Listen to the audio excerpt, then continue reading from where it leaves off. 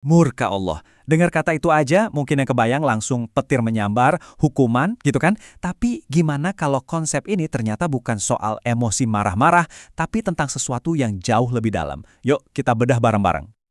Nah, ini dia nih pertanyaan utamanya kan, gimana ceritanya Allah yang katanya penuh kasih, tapi di sisi lain kok bisa murka? Kedengarannya kan kontradiktif banget ya. Tapi sebentar lagi kita bakal lihat gimana kedua sisi ini justru saling melengkapi. Oke, hal pertama yang paling penting buat kita lurusin, murka Allah itu bukan emosi kayak kita. Bukan marah yang meledak-ledak. Coba deh, bayangin ini lebih kayak sebuah keputusan ilahi. Prinsip yang teguh, yang konsisten, menentang semua yang namanya dosa dan ketidakadilan. Jadi, ini bukan soal mood, tapi soal keadilan yang harus ditegakkan. Paham ya bedanya? Banyak orang mikir, perjanjian baru kan isinya cuma soal kasih sayang. Eits, jangan salah. Justru di perjanjian baru, konsep murka Allah ini dijelasin lebih dalam lagi, apalagi kalau kita lihat dari kacamata karya Kristus. Terus, apa sih yang bikin murka ini muncul?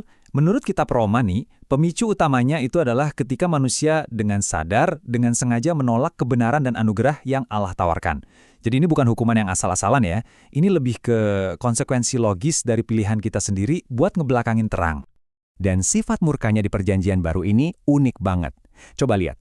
Pertama, murka itu tertunda. Ini nunjukin kesabaran Tuhan yang, wow, luar biasa. Tapi, penundaan ini ada tujuannya, yaitu buat ngasih kesempatan. Kesempatan buat kita sadar dan berubah. Tapi ingat ya, kesempatan ini ada batasnya. Pada akhirnya, penghakiman itu pasti akan datang buat mereka yang terus-terusan menolak. Nah, ini nih, kalimat yang rangkum semuanya dengan pas banget. Kesabaran Allah adalah kesempatan bagi manusia untuk bertobat. Jadi, penundaan murkanya itu sebenarnya adalah bentuk belas kasihannya. Itu kayak ruang gerak yang dia kasih supaya kita bisa balik arah. Ini bukan tanda kelemahan loh. Ini justru sebuah undangan. Oke, sekarang coba kita bandingin dikit deh. Emangnya murka Allah di perjanjian lama itu sama persis ya sama yang di perjanjian baru? Well, prinsip keadilannya sih sama, tapi cara diekspresikannya, nah, itu yang beda. Kalau di perjanjian lama, murka Allah itu seringkali terasa sangat direct. Konsekuensinya langsung kelihatan di dunia nyata. Kita baca soal bencana alam, soal perang, soal bangsa yang dibuang ke pengasingan. Ini adalah cara Allah nunjukin secara gamblang betapa seriusnya dampak dosa itu. Nah, tabel ini ngebantu kita ngeliat pergeserannya dengan jelas. Fokusnya geser nih, dari yang tadinya hukuman fisik buat dosa, jadi penghakiman di akhir zaman atas penolakan anugerah. Tapi, lihat deh, perubahan paling gedenya ada di baris tujuan sama respons. Di perjanjian baru, tujuannya bukan cuma negakin keadilan, tapi ada unsur penyelamatan. Dan respon yang diminta bukan lagi sekedar ikutin ritual hukum, tapi pertobatan dan iman dari dalam hati.